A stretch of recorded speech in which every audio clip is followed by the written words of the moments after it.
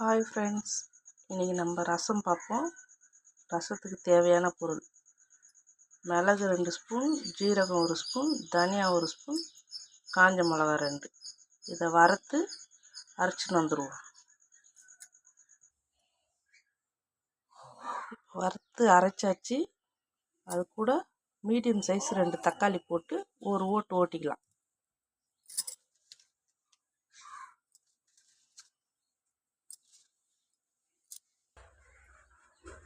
தக்காளி போட்டு அரைச்சாச்சு. புளி ஒரு நெல்லிக்காய், பெரிய நெல்லிக்காய் சைஸு, இதை கரைச்சி எடுத்துக்கலாம்.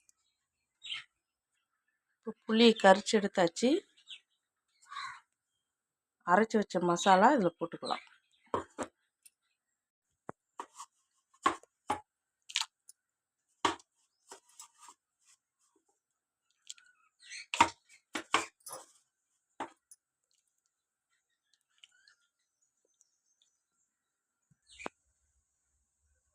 மஞ்சத்தூள் 1 ஸ்பூன்,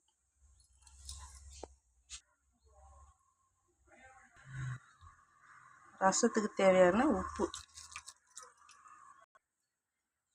மிக்ஸ் பண்ணிக்கின்னு இப்போ கொத்தமல்லி கருவேப்பிலை போடுவோம். அதில் கொத்தமல்லி இது கூடயே போட்டு கரைச்சி வச்சு பாருங்கள், ரசம் சூப்பராக இருக்கும். இப்போ கரைச்சிக்கலாம்.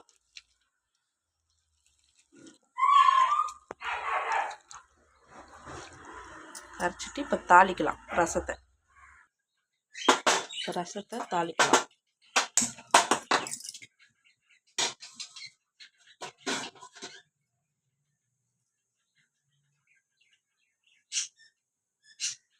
குண்டா காஞ்சதும் எண்ணெய் ஊற்றிக்கலாம்.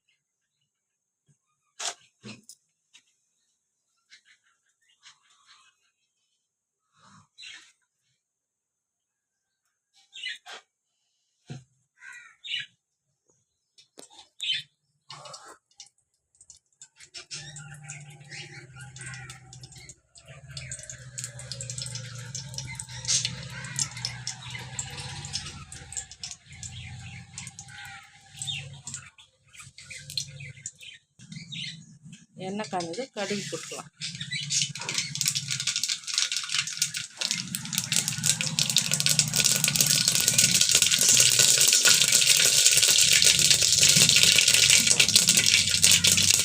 கருவேப்பிலை போட்டுக்கலாம்.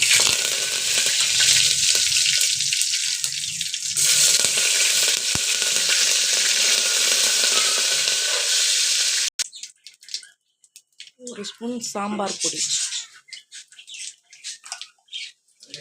கொஞ்சம் பெருங்காயம்,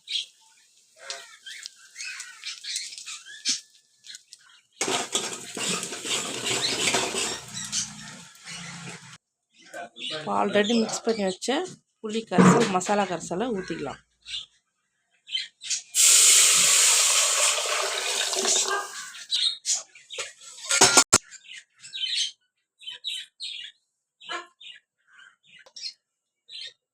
ரசம் பொங்க வரட்டும். பொங்க வந்ததும் அரை கிளாஸ் தண்ணி ஊற்றி நிறுத்திக்கலாம். ரசம் நுர வந்துடுச்சு. இதுமாரி பொங்க வரணும். பொங்க வந்ததும் அரை கிளாஸ் தண்ணி